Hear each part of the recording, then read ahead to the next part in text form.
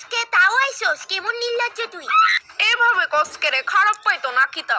আচ্ছা আমার সুন্দরী আন্টি কই? আন্টির সাথে কিছু কথা আছে। আবার আমার মা বুঝছি তুই আজকে আমার বাড়িতে একটা দরবার করে যাবি, এলিকুই তোর না করে আমার বাড়িতে আইতে।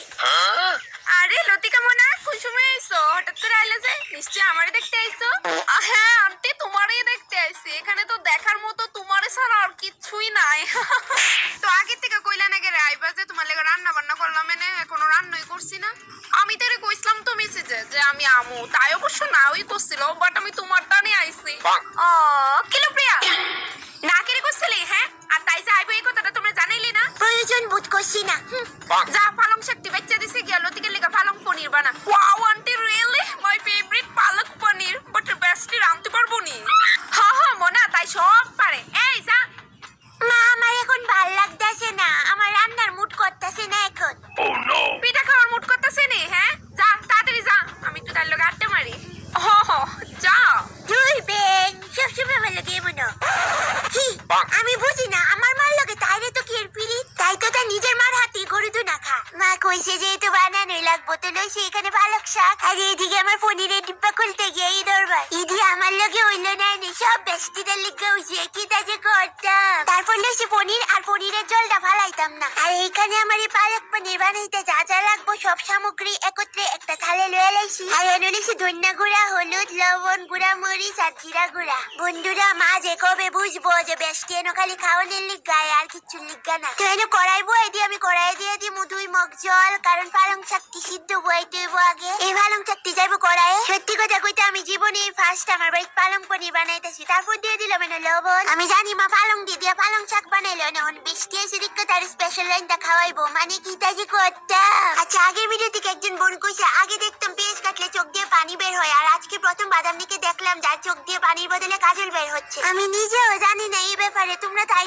জিজ্ঞেস করে লাও। এর পরবর্তী কমেন্টে আরেকজন কইছে আপনার ভিডিওগুলো অনেক ভালো লাগে। এই কথা শুনতে আমার সত্যি অনেক ভালো লাগছে যে তোমার কাছে আমার ভিডিও অনেক ভালো লাগে। গাইস রিসেন্টলি তোমরা আমার ব্লগিং চ্যানেলটা 50K করে দিছো, তা নিয়ে আমি অনেক খুশি। আর গাইস একটা জিনিস দেখবা, এই দেখো ইটা পাওয়ার পর তো আমি আরো ডাবল ট্রিপল খুশি। এটা মেহেকের বেবি, তো মেহেকের বেবিটা রেখে আমি হাত ধুয়ে লিছি কারণ এখন রান্না করব। তো মিক্সারে মরিচ পেস্ট টমেটো বাজারে দিয়ে দিলাম, তারপর দিলাম আদা রসুন এন্ড এলাইচি, তারপর ঢাকনা দিয়ে ঢাকাই ডাইরেক্ট পেস্ট করে লাইলাম। আর দেখো কত সুন্দর হইছে। রানতে রানতে আমি ক্লান্ত, এবার পালং দিয়ে করুম পেস্ট। আচ্ছা এনে একজন ভাই লেখছে সত্যি বলতে আমার বাদামনি আর পিয়ারে অনেক ভালো লাগে, বিশেষ করে বাদামনি রে, বিশেষ করে আমারে নাকি রে, বাদামনি কি তো আমার থেকে বেশি কিউ। তোমরা এই ভেদাভেদটি করো দেখে আপনার মধ্যে কাজে লাগে কি তার কমু থাকবা। দোয়েনো আরেকজন বোন লেখছে সত্যি তুমি আমার খুব ফেভারিট, তোমাকে ইউটিউবে আমি ফলো করি এবং ইনস্টাগ্রামে। থ্যাংক ইউ সো মাচ পূর্বী সবখানে ফলো করার লিগে, আমারে তোমরা অনেক ভালো। পরে শাউট আউটে আরেকজন বোন কইছে এত সুন্দর খাবার কি তাজি করতাম। তাসমিম তানহা কি তার করবা, সোজা আয়া পড়ো খাইতে। তারপরের কমেন্টে আমার একজন ভাই কইছে দিদি যখন মনটা অনেক খারাপ থাকে আপনার ভিডিও দেখলে মনটাই ভালো হয়ে যায়। এমডি বাপন ভাই থ্যাংক ইউ সো মাচ, আমারও কিন্তু তোমার কমেন্ট পড়তে অনেক ভালো লাগে, আমার মনটাও ভালো হয়ে যায়। তারপরে নো আরেকজন আমারে জ্বালানের লিগা লেখছে বাদামনির চেহারাটা আমার ভালোই লাগে। কে রে গো বাদামনির মধ্যে এমন কিতা আছে যেটা আমার মধ্যে নাই? তো এইবার আমি বেস্টির লিগা ভাত বারুম আর বাইরে তাইরে ডাক দিমু। জানো গাইস ইতিহাস সাক্ষী আছে বেস্টি যতবারই আমার বাড়িতে আছে আমার একটা কাজেও হেল্প করছি না, সব আমি একলা করছি। তো এখন আমি তাইরে ডাক দিয়াই। আমি আসলেই সুন্দর। এ বেস্টি আর রান্না শেষ গিলবি? ও রান্না শেষ আন্টি চলো। বেস্টি ডোন্ট মাইন্ড, মুখে দিওন যাইবো নি।